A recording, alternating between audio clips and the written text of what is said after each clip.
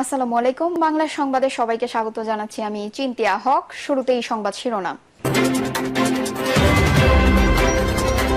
রাষ্ট্রপতির second home issue নিয়ে যা বললেন পররাষ্ট্র উপদেষ্টা। এদিকে ভারতের সঙ্গে পার্শ্ববর্তী দেশগুলোর সম্পর্ক ভালো নয়, তাই যুক্তরাষ্ট্র নিষেধাজ্ঞা দিয়েছে বলছে বিএনপি। জানাবো জীবনভর পরের মাথায় নুন রেখে বড়ই খাওয়া দল বিএনপি, বলছেন চরমোনাই পীর।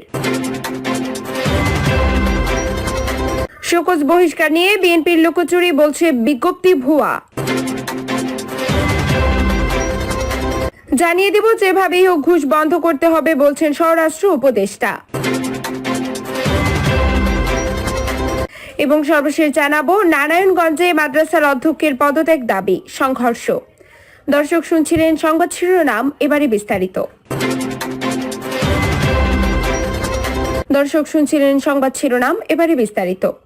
রাষ্ট্রপতির সেকেন্ড হোম ইস্যু নিয়ে যা বললেন পররাষ্ট্র উপদেষ্টা।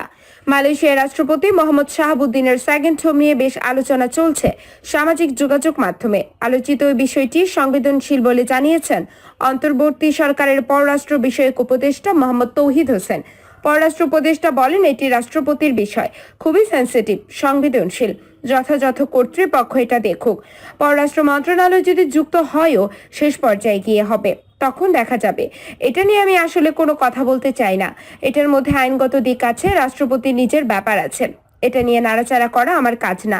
রাষ্ট্রপতির সেকেন্ড হোম থাকার বিষয়টি সাংবিধানিকভাবে সম্ভব কিনা এমন প্রশ্নের জবাবে তিনি বলেন, এর সঙ্গে রিলেটেড কোনো কাজ পররাষ্ট্র মন্ত্রণালয়ের না।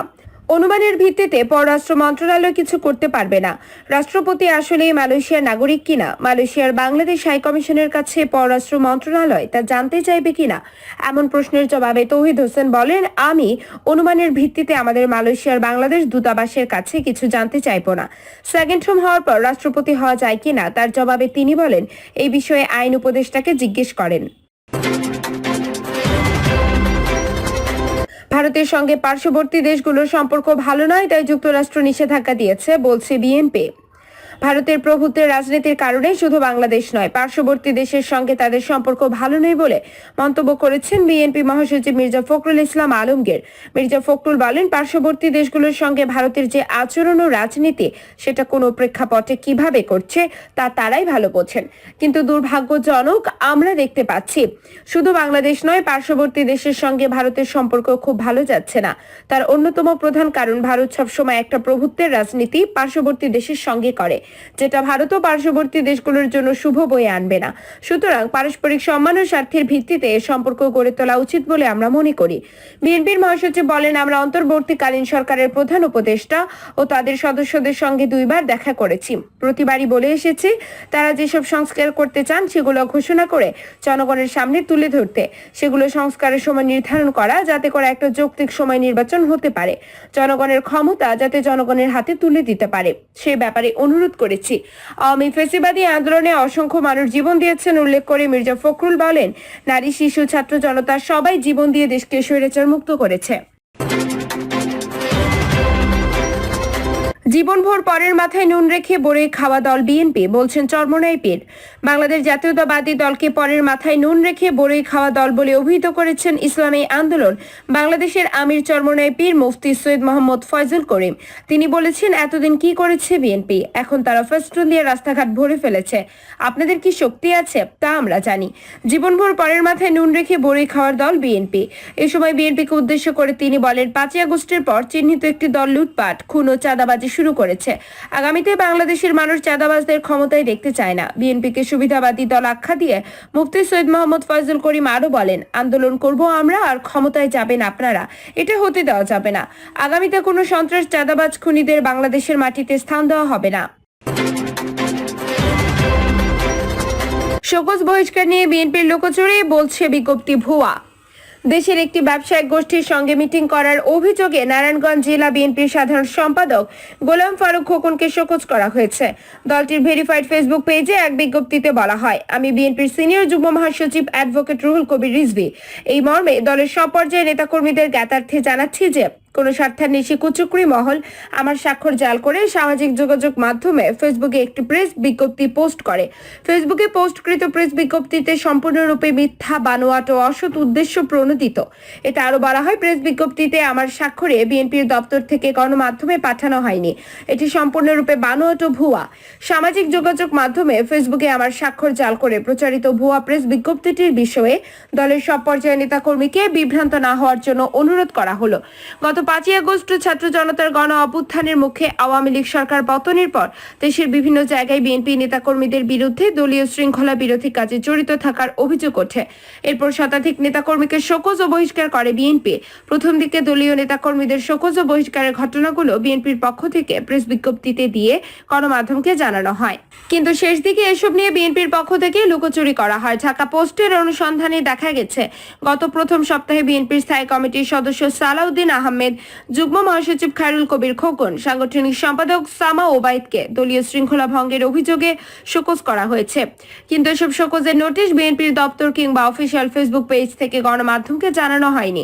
সর্বশেষ গতকাল রোববার 8 সেপ্টেম্বর চাঁদপুর জেলা বিএনপির সভাপতি শেখ ফরিদ আহমেদ মানিককে দলীয় শৃঙ্খলা ভঙ্গের অভিযোগে শোকজ করা হয়। এই বিষয়ে বিএনপির দপ্তর থেকে কোনো প্রেস বিজ্ঞপ্তি কিংবা দলের ফেসবুক পেজে জানানো হয়নি।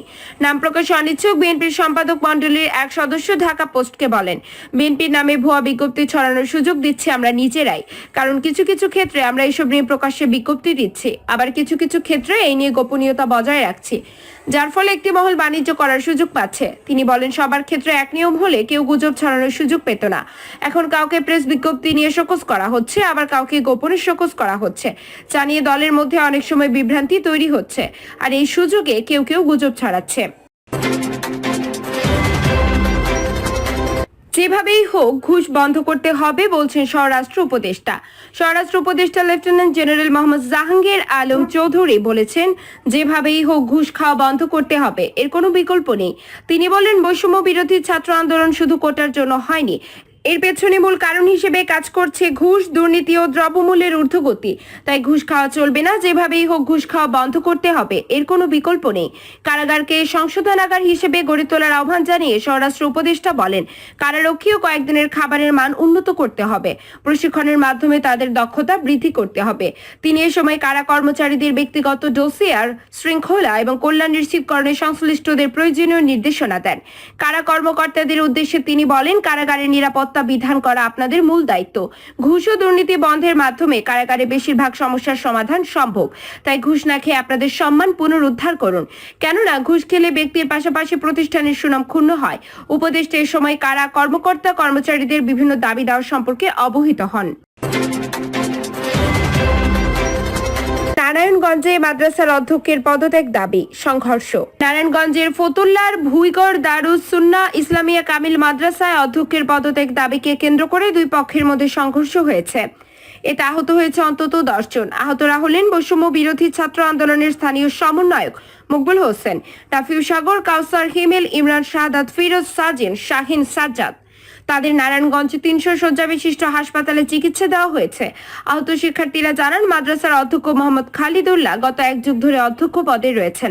তার বিরুদ্ধে 2013 থেকে 2022 পর্যন্ত এমপিও বেতনের বাহিরে মাদ্রাসা ফান্ড থেকে প্রতি মাসে 10,000 টাকা অতিরিক্ত বেতন হিসেবে 10,80,000 টাকা আত্মসাতের অভিযোগ রয়েছে। নিয়োগে স্বেচ্ছাচারিত অনিয়ম, মাদ্রাসার জমি বিক্রয় এবং জমি ক্রয়ের 7 কোটি টাকার কোনো হিসাব না দেওয়া, ঘুষ গ্রহণ, পক্ষপাতিত্বমূলক কমিটি করা, এমপিও ভুক্তির 30 লাখ টাকার হিসাব না দেওয়া, কয়েকজন শিক্ষক মাদ্রাসায় ক্লাস না করালেও নিয়মিত বেতন দেওয়া, একজন নিরাপত্তা প্রহরীকে দিয়ে ব্যক্তিগত কাজ করানো, আয়া দিয়ে বা প্রতিষ্ঠান ছুটির পর একান্ত ব্যক্তিগত রুমে ব্যক্তিগত কাজ করানো সহ নানা অভিযোগ রয়েছে। এসব অভিযোগের কারণে প্রতিষ্ঠানটির শিক্ষার্থী ও এলাকাবাসী বেশ কিছুদিন ধরেই অধ্যক্ষের পদত্যাগ দাবি করে আসছিলেন। এসব বিষয়ে বৈষম্য বিরোধী ছাত্র আন্দোলনের স্থানীয় সমন্বয়করা শিক্ষার্থী ও এলাকাবাসী প্রতিষ্ঠানটির অধ্যক্ষের সঙ্গে কথা বলতে গেলে পূর্ব পরিকল্পিতভাবে অধ্যক্ষের লোকজন শিক্ষার্থীদের উপর লাঠিসোঁটা নিয়ে হামলা চালায়। হামলার বিষয়ে অধ্যক্ষ মোহাম্মদ খালিদুল্লাহ বলেন, দুপুরে শিক্ষার্থী পরিচয় দানকারী কিছু বহিরাগত ও কয়েকজন বিএনপি নেতা শিক্ষা প্রতিষ্ঠানে এসে আমার পদত্যাগ দাবিতে মিছিল করে। বহিরাগতদের মাদ্রাসায় এসে মিছিলের খবর শুনে মাদ্রাসার সাবেক ও বর্তমান শিক্ষার্থীরাও জড়ো হয়। তার অধ্যক্ষের কক্ষে প্রবেশ করলে বাকবিতণ্ডার এক পর্যায়ে সংঘর্ষ হয়। পরে শিক্ষার্থীদের ধাওয়া, বহিরাগতরা পালিয়ে যায়। ফতুল্লা মডেল থানার ভারপ্রাপ্ত কর্মকর্তা ও ওসি নূরে আজম মিয়া বলেন, এমন কোনো খবর পাওয়া যায়নি, অভিযোগ পেলে ব্যবস্থা নেওয়া হবে। প্রিয় দর্শক, এই ছিল এখনকার সর্বশেষ আপডেট সংবাদ। পরবর্তী আপডেট সংবাদ পেতে চ্যানেলটিকে সাবস্ক্রাইব করে বেল আইকনটি ক্লিক করে আমাদের পাশেই থাকুন। ধন্যবাদ।